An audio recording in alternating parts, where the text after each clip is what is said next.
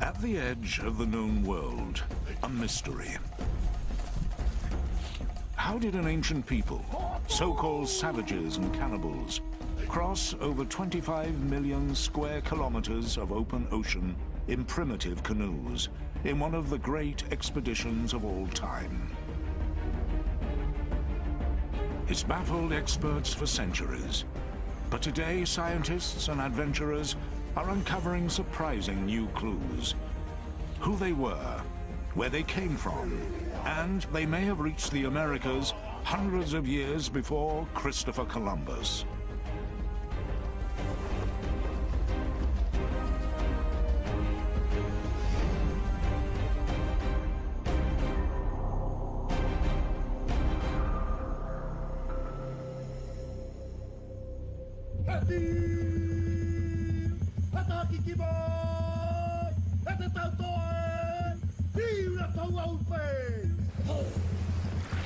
A race of explorers. They conquered the Pacific long before the Europeans. Then, all traces of them and their homeland seemed to disappear. Until now. Who were these people? What happened to them? And what was their secret? Easter Island, a tiny speck in the Pacific, thousands of kilometers from anywhere. This famed island, known as Rapa Nui, is home to the mysterious statues. But the greatest mystery is the people themselves. How did they get here? Two young researchers are determined to answer that question. We're trying to find answers to a large controversy about where the people on Easter Island originate from. Who were the first people to live here? And how did they locate and settle in one of the most remote places on Earth, over 1,000 years ago? By using DNA research, we hope to be able to uncover some of the mysteries that surrounds this island.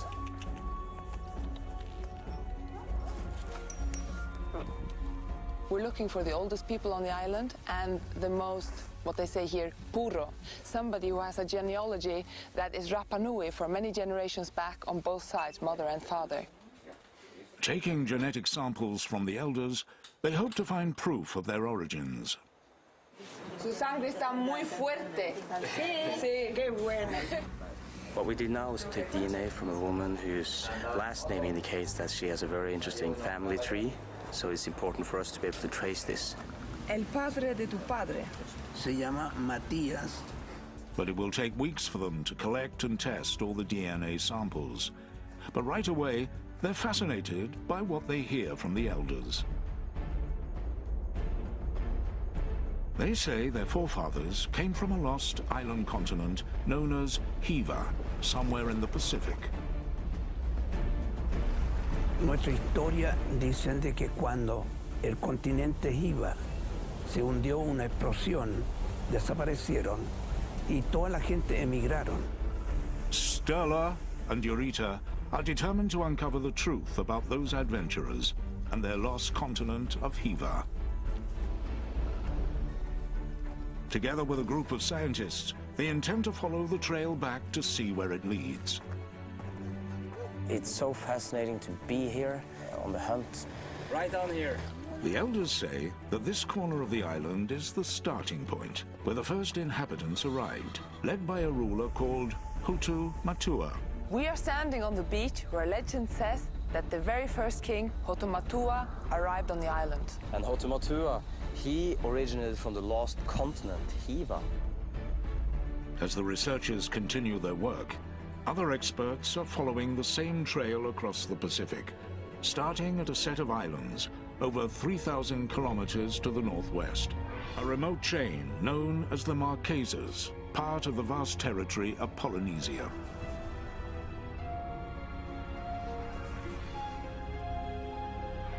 Like Easter Island, much of the Marquesan past remains a mystery. Start in this corner, bring this down to 50, and then clean it clear across. Okay.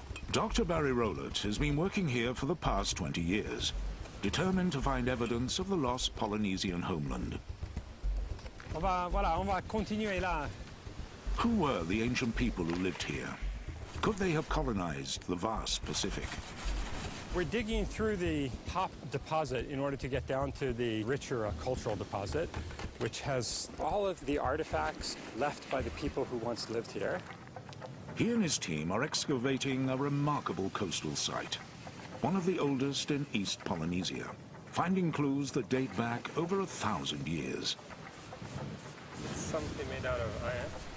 Clues that just may shed light on the Easter Islanders and the Polynesian shrouded past. Hey, Hio, c'est quoi ça? Roller believes that the ancient clan that lived here did colonize the vast Pacific. This is really nice. Middle to late 19th century. And evidence like this bone ornament is helping him make the case. This one's going in the museum. But his theory goes against everything experts believed for years. The first reports from European travelers in the 1700s spoke of lush green islands with a dark side. A land of tattooed cannibals, primitives who carried the skulls of their enemies as trophies.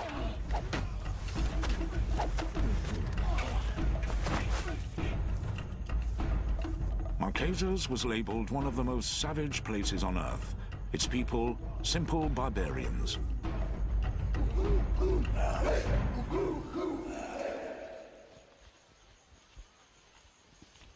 We're going to go down here and across the river. The most controversial element of ancient Marquesan life took place deep in the jungle. Religious ceremonies, notorious for human sacrifice. When a priest called for a human victim, then the people would go to a neighboring valley and just grab whoever they could.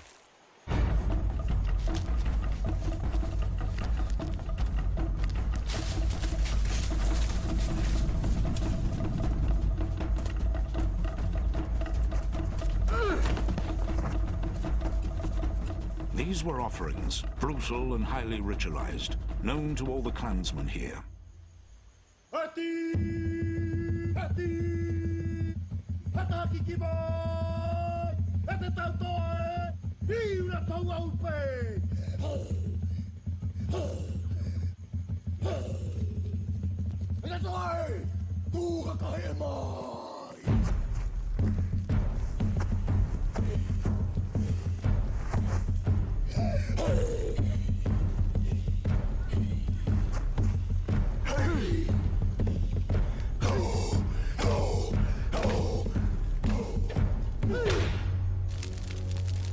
The meat of the victim is consumed by the chiefs and the priests, not as food, but as a kind of ancient communion.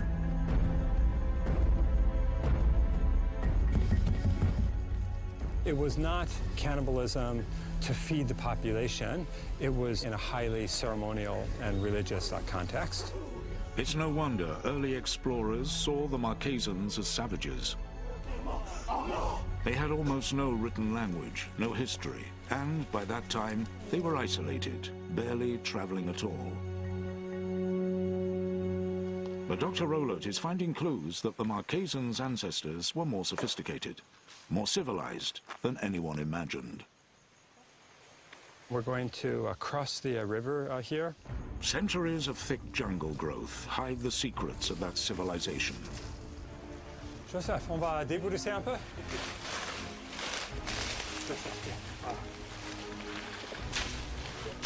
Vaitahu was one of the most densely inhabited valleys in the past. There's evidence of an intricate society with a complex social order of priests and chiefs. So here we have the residence of one of the chiefs. This is the retaining wall of the chief's platform. Look at the size of the boulders in the base of the wall. I'm 6 foot. This wall must be a good 8 feet tall. It's one of those cases where size really does matter, because the size of the stone and the size of the walls was a reflection of the status of the person living here. The most powerful chiefs command the construction of massive stone platforms known as paipai, foundations for housing and public ceremonies, all part of an elaborate, well-ordered communal structure.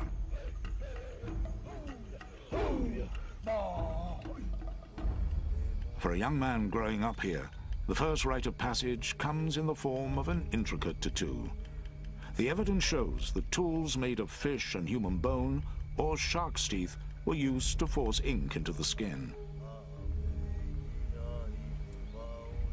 Pigment for the tattoo is made from ash of a cooked tree nut. Until death, the story of his every battle will be tattooed into his flesh. For this young man, a remarkable journey is beginning. Deep in the Marquesan jungle, Rolet makes a surprising discovery. On va aller trouver le pétroglyphe. Ah, c'est là. This is it. This is it. Oh, here are the petroglyphs. Voilà, tu vois les deux petroglyphes. Here in French Polynesia is a startling echo from Easter Island. Petroglyphs and large tikis, like the great statues there. This is one of the few petroglyph sites that we know of in the valley. Tikis and petroglyphs are images that represented deified ancestors. The head was the most sacred part of the body. So what you see here is just the representation of the eyes of the tiki. These petroglyphs are really interesting because they're so similar to the ones that we find on Easter Island.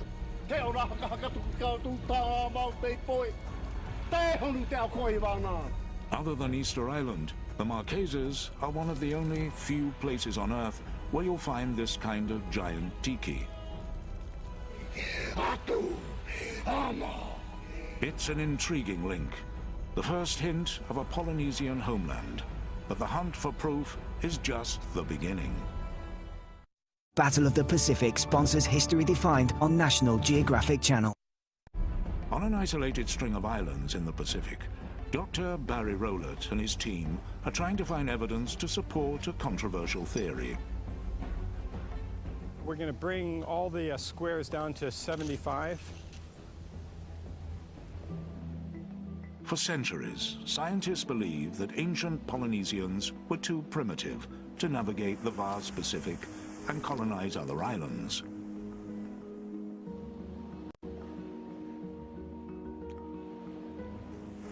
Earlier scientists and archaeologists believed that it was very difficult to travel across the ocean, and so that once Polynesians reached islands such as the Marquesas, people were isolated with no further voyaging. The Polynesians were seen as accidental settlers blown by chance across the waters, marooned on their islands.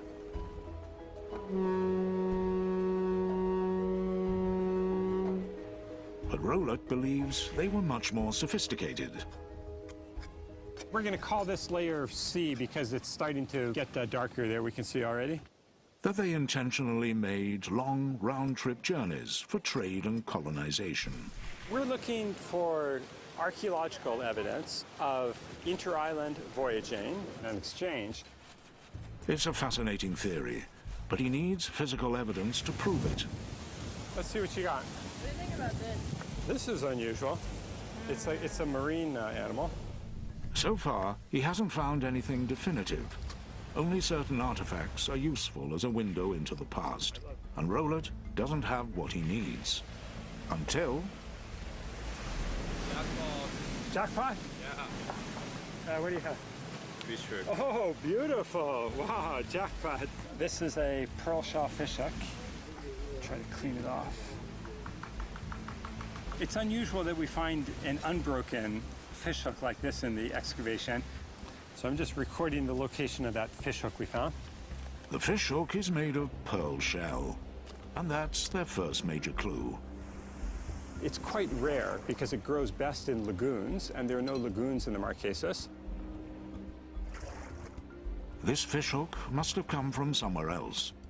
But the closest island with lagoons harboring this kind of pearl shell is over 1,000 kilometers away, in the Tuamotu island chain. How could shells from that far away have made it here?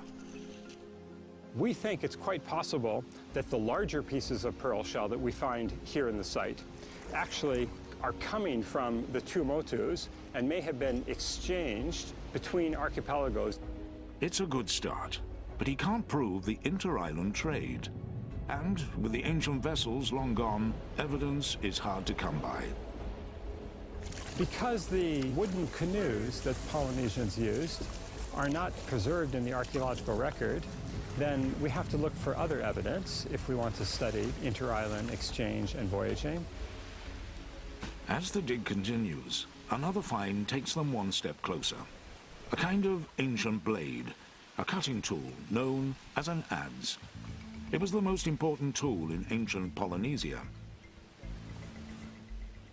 We're especially interested in the stone adzes. This is an incredible one. Adzes were the basic woodworking tools for Polynesians. It's unusual to find one that is so large. This weighs at least 10 pounds. Rowlett has been finding something unexpected about these adzes. We found that in the deepest deposits of this site, more than half of the adzes are made of stone that was brought to Tahawata. The stone used to make these tools does not exist on this island. Like the fishhook, it must have come from somewhere else. And in this case, they have an idea where. If they can prove it, it'll be solid evidence of long-distance trade voyages.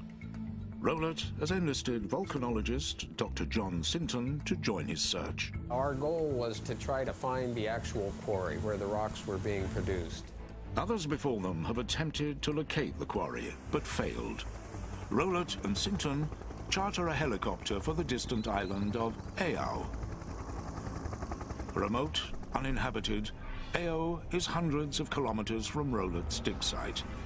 But they believe the stone found here might be a match for their adzes. On a bright morning, the helicopter pilot drops them off on the distant island. We jumped out of the helicopter. He took off and told us he would be back in 5 days. Rowlett and Sinton head deep into the wild tangle forest of Aao. They have food and water for just 5 days. Aao is known as an island of ill fortune, inhabited by the spirits of the ancient people. After 4 days of hunting, they've got nothing, and they're exhausted. Searching, running up and down the ridges across the plateau, searching everywhere for the quarry. No drinking water, no water to wash with. We were absolutely dirty and stinking by that time. For 3 days, they'd had no luck at all. The day before we were supposed to be picked up by the helicopter, we were bushwhacking across a small ravine, and that's where we found the workshops for chipping the adzes. This may be the breakthrough they've been looking for, the stone source for the ancient tools. When we started to dig through the piles of flake, we realized there was nothing but stone debitage from hundreds of years of chipping away to manufacture these adzes. They look like the right kind of stone fragments, but they have to prove it's a match. Rowlett and Sinton take samples back to the lab to test their theory. This rock comes from the island of Aao in the Marquesas. We recognize this rock as what archaeologists call core, that is the primary source rock from which adzes could be fabricated. Dr. Sinton compares the source rock brought back from Aao with Rowlett's adzes. He needs to heat the rock into a molten form to analyze its chemical composition. Chemical composition is like the fingerprint of the sample. When people find artifacts elsewhere in the world, if they have this identical chemical composition, most likely the sample really did come from Aao. The liquefied rock is pressed into glass discs that will allow Sinton to analyze the chemistry. The results of the study are striking. The raw material at the quarry is identical in chemistry to these artifacts that are found all over the island. These two are, in fact, an exact match. It's a solid link between two distant islands. We found the quarry. They had established a major adze manufacturing complex on Aao, and were exporting the adzes to Tahiti, the Tuamotus, and Mangareva. With the same Aao adzes turning up from the Marquesas to Tahiti, is evidence of a regular trade route covering hundreds of thousands of kilometers, much further than anyone imagined. This discovery from Dr. Rowlett and his colleagues is transforming the study of ancient Polynesia. This was a revelation because it started to show that there were voyaging spheres that linked the Marquesas and other islands in central Polynesia, what we refer to now as this East Polynesian homeland. The adzes are hard evidence of two-way, intentional long-distance voyaging.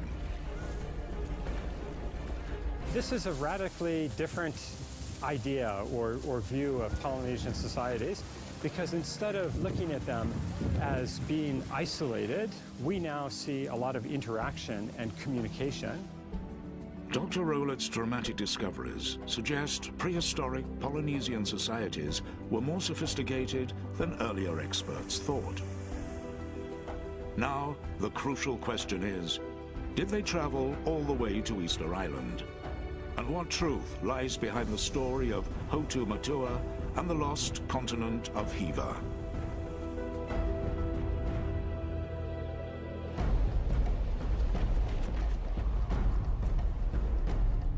On Easter Island, the elders are positive their forefathers came from an ancient homeland called Hiva. To them, the facts are clear. Hiva is described as a land of green and jagged cliffs, ruled by tattooed warriors and fierce clans. Conflicts erupt, and rival clans go to war.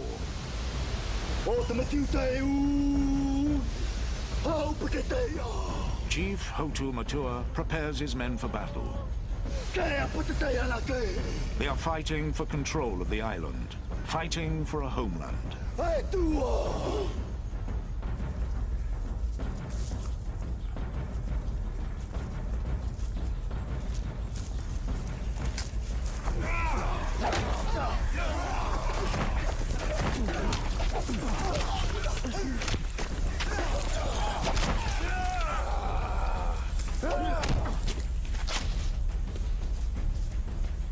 Chief Hotu Matua and his men lose a decisive battle. Defeated, they must flee.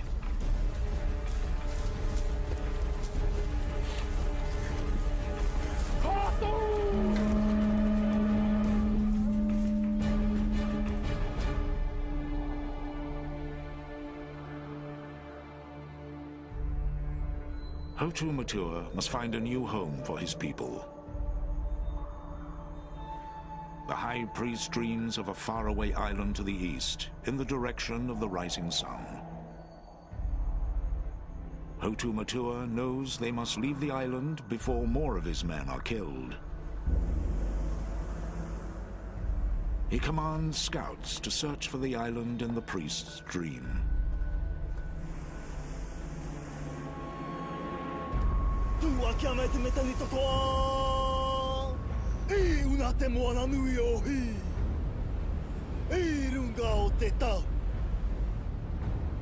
That's the Easter Islanders' story.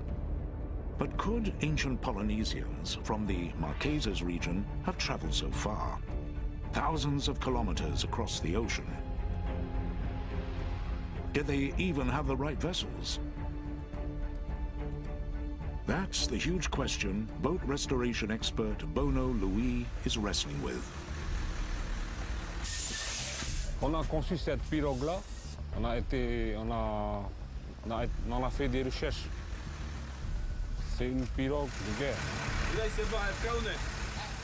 With few written records of their maritime past, Louis is working from knowledge passed down orally through the centuries to rebuild a traditional wooden canoe.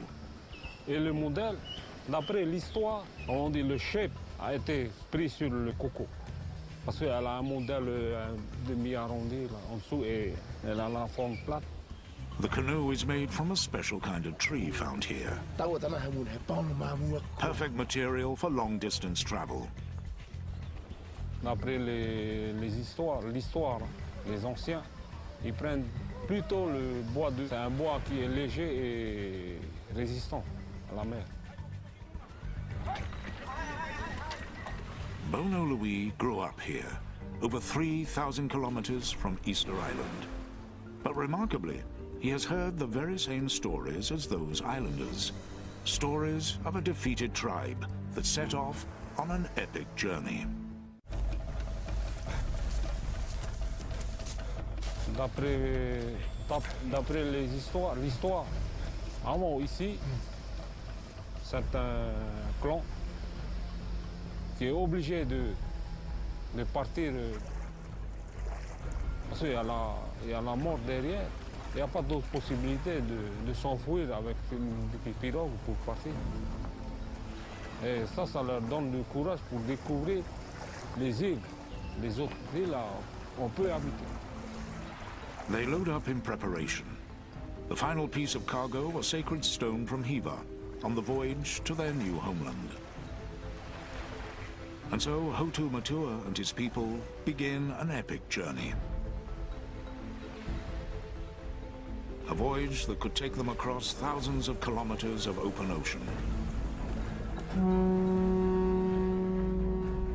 They will battle stormy weather, rough seas, and blazing hot sun as they venture into the unknown.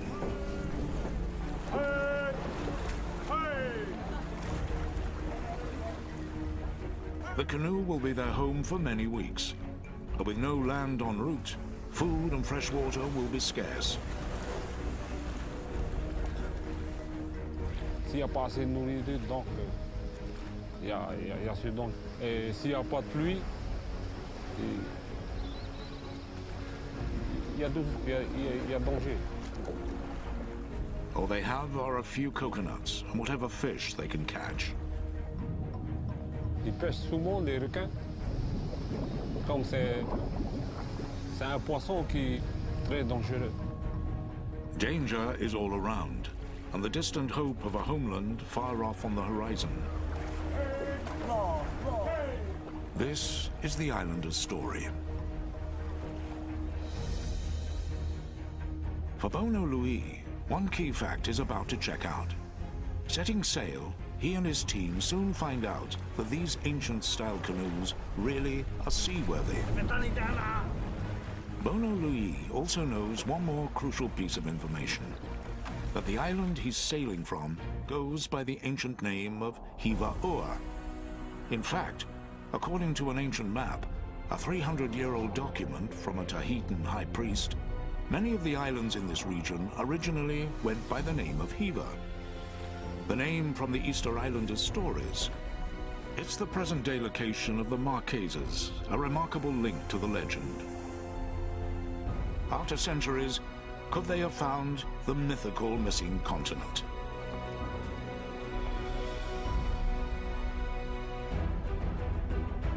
It's clear that the ancient Polynesians sailed the South Seas, but the Pacific Ocean covers 1/3 of the Earth's surface. Could they really have undertaken long-distance journeys, like the amazing voyage to Easter Island? Many historians and scientists assumed that Polynesians crossed the ocean largely by accident, being blown off course. For a long time, the ancient Polynesians were considered too primitive to intentionally voyage to distant locations. But one clue shows that they may well have. It's a kind of ocean map known as a stick chart. Thin pieces of coconut fronds are tied together to represent ocean currents. Small shells attached to the frame show the location of land. It's a chart of islands visited, all part of the evidence that led Barry Rowlett to believe the ancient Polynesians traveled far across the Pacific, with a plan to colonize the islands they found. Our new theory is that the discovery and settlement of Polynesia was a systematic and intentional process and not at all accidental. Previously, experts believed this long-distance voyage across the Pacific would have been impossible for two main reasons. Firstly, the wind. A trip to Easter Island would have taken them towards the rising sun, from west to east. But across the Pacific, the winds in the tropics blow in the opposite direction, from east to west, along the equator.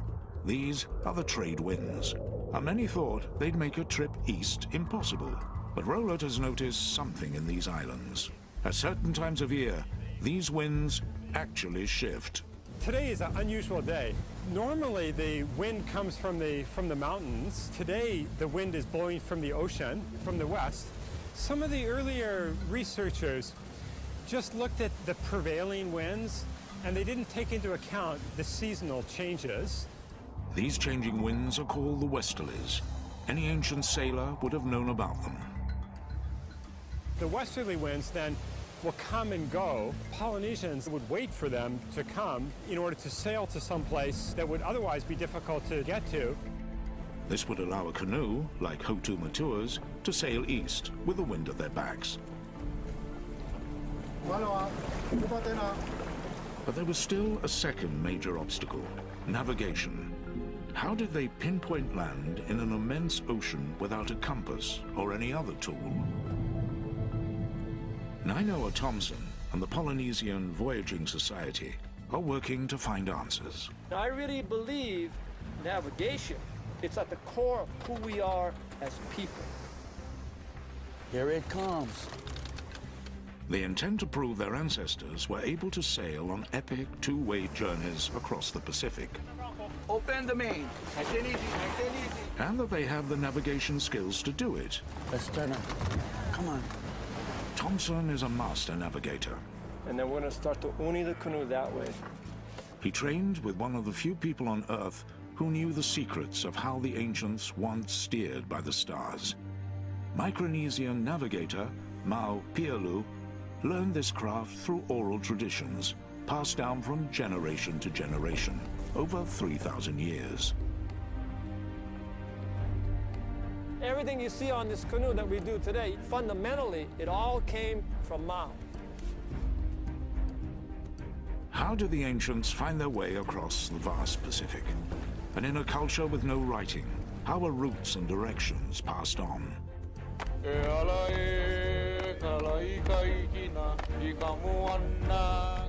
Thompson believes it's through the same ancient art of celestial navigation that Master Mau saved from extinction before he died in the summer of 2010. When Mau passed away, all of a sudden he cannot come back on this deck anymore. Master Mau's death left Nainoa Thompson as one of the last navigators on Earth to pass down this knowledge. So when we come here and start talking about navigation, it's not some trivial academic intellectual exercise. We're setting the course.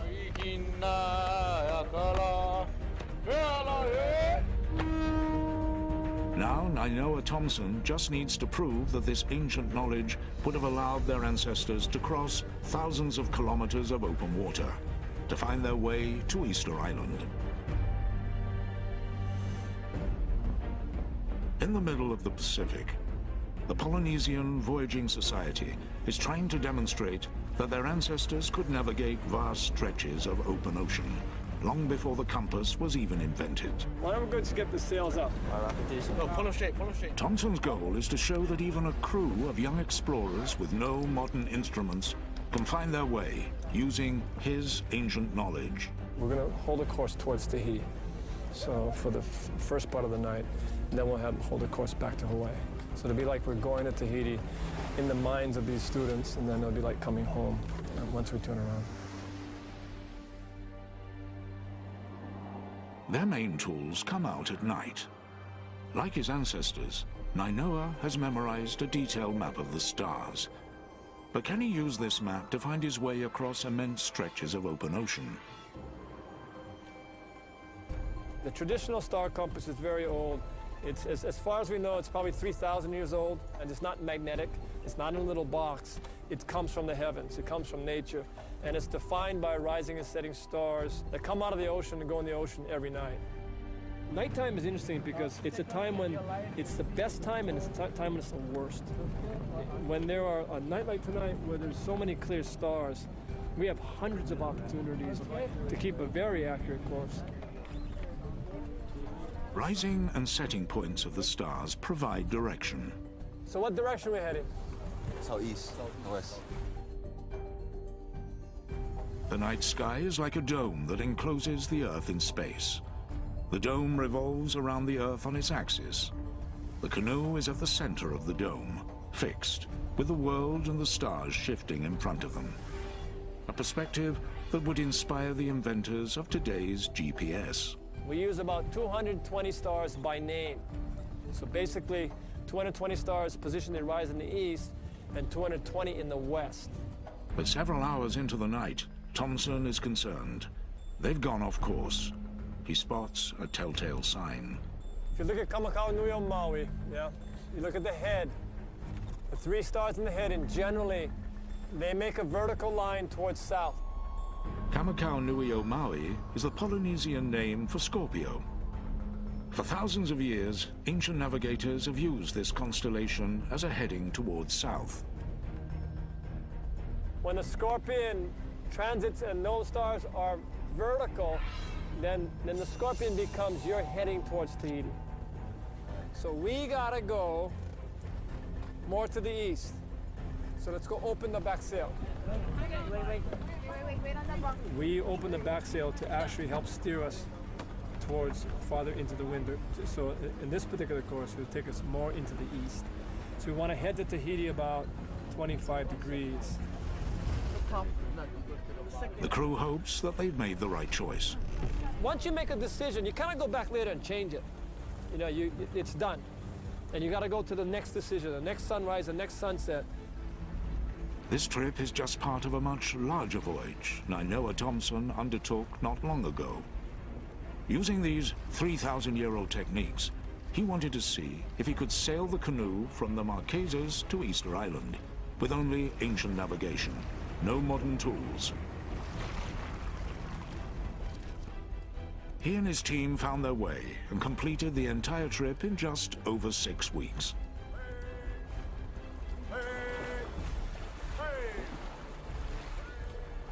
Thomson's journey was the evidence researchers had been looking for. The proof that Hotu Matua could well have traveled from Hiva to Easter Island. That his journey may well have been much more than just a legend. I cannot honestly say that Hotu Matua was with us the whole way. He was navigating us the whole way. But I do know that for us, he was constantly on our mind. His essence, you know, what he had accomplished, what he stood for, was certainly something that strengthened us as sailors on this voyage and gave us a sense of much more privilege to be there. My ancestors were exploring this ocean world, crossing much more miles and millions of square miles of ocean than anybody other culture in the world. So we are relearning how intelligent, how strong, how courageous, and how capable our ancestors were. And that sense of pride in who we were give us a sense of pride in who we are today. The discovery of Easter Island by ancient Polynesians is one of the great feats of exploration in human history. But some scientists now believe that it may have been just the beginning. Is it possible these ancient Polynesians came to the Americas hundreds of years before Columbus? On the hunt to retrace the voyages of the first Polynesians, the pieces are beginning to come together. These ancient travelers did have the tools and the knowledge to colonize the Pacific. But is there evidence to show they went all the way to Easter Island and beyond? The one real proof will be the blood of the Easter Islanders themselves. Back on Easter Island, the DNA research is just coming in, the final piece of the puzzle. We've managed to get 21 blood samples here on Easter Island from elders, so it'll be extremely exciting to see how they turn out. Their goal is to determine where the people of Easter Island originated from and how far their ancestors might have voyaged. The work is underway at a lab in Norway. Contrary to what a lot of historians and scientists have written about the Easter Islanders, they themselves think that they came from an ancient homeland called Hiva. And that's what we're trying to find out more about with our DNA work. When the results come back, Sturla is thrilled.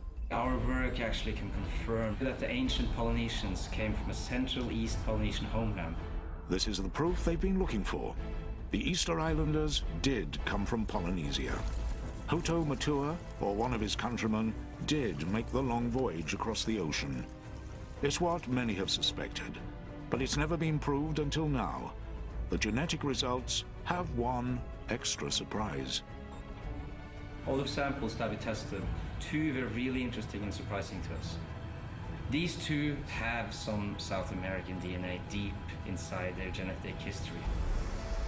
And that may point to even further voyages. The DNA results suggest that Polynesians traveled to South America hundreds of years before Christopher Columbus. It's an amazing theory that Polynesians beat Columbus to the New World by centuries. Hey! Hey! But can science prove it? Back on the Marquesas, Barry Rowlett has stumbled on one surprising bit of evidence: the humble sweet potato. The sweet potato gives clues to understanding the extent of Polynesian voyaging. Today, it's found all over Polynesia, but it's not a native plant. It's native only to South America, and so it had to have been introduced to Polynesia. So how did it get there? Unlike the coconut, which can float on the ocean and survive many months at sea and then start growing if it lands on a deserted island, the sweet potato would just sink and die if it falls into the ocean. And so for it to get from South America to Polynesia, someone had to bring it here. Carbonized sweet potatoes found in Polynesia have been dated back as far as 1000 AD. Scientists believed that it may have been the South Americans themselves who introduced the sweet potato to Polynesia. But now Rowlett's discoveries and the expeditions of the Polynesian Voyaging Society reveal that it was the Polynesians who had the knowledge, tools, and skill for long-distance round-trip voyaging. That has changed everything. Now, we believe that it was the Polynesians who reached South America and then came back with the sweet potato. Polynesians traded and made contact with islands all the way from the South Seas to South America. They were the great explorers of their age. And the place they set out from was in fact a central homeland, what the Easter Islanders called Hiva. But this homeland is not quite what people had envisaged. Hiva did exist. It's just that the earlier scientists were looking for it in the wrong form. We believe that this was the homeland from which people left to settle Easter Island, Hawaii, and New Zealand. Easter Island, Hawaii, and New Zealand form 3 points of the Polynesian Triangle. At over 25 million square kilometers, it's the largest cultural territory in the world. Europeans and Americans who have grown up on continents tend to think of the land as their home, but Polynesians see the sea as their home. Their view of the world is this enormous ocean or territory with islands throughout. Rowlett believes that Hiva was the central homeland from where ancient Polynesians created a water continent. Metaphorically speaking, Hiva may not have been a continent per se, but instead a group of islands that were connected by long-distance voyaging. At over 25 million square kilometers, the Polynesian Triangle will be the third largest continent on the planet, but it will be doomed to disappear in later years when they stopped long-distance voyaging. The disappearance of the continent, or the sinking of the continent, then was simply the breakdown in the interaction sphere that led to the isolation of these islands. For Rowlett, all the facts add up. This is incredible when we consider that Polynesians were crossing oceans, crossing the Pacific Ocean, the largest ocean in the world, centuries before Christopher Columbus. So the Easter Islanders' claims do make sense. Their forefathers were some of the great navigators on the most remarkable human journeys of their age, as they charted a course across an island world to colonize vast stretches of the Pacific. Polynesia is an ocean world. It's an ocean land. And from that perspective, this ocean is not what divides us on the Earth, it's what connects us. This ocean is the highway of our ancestors.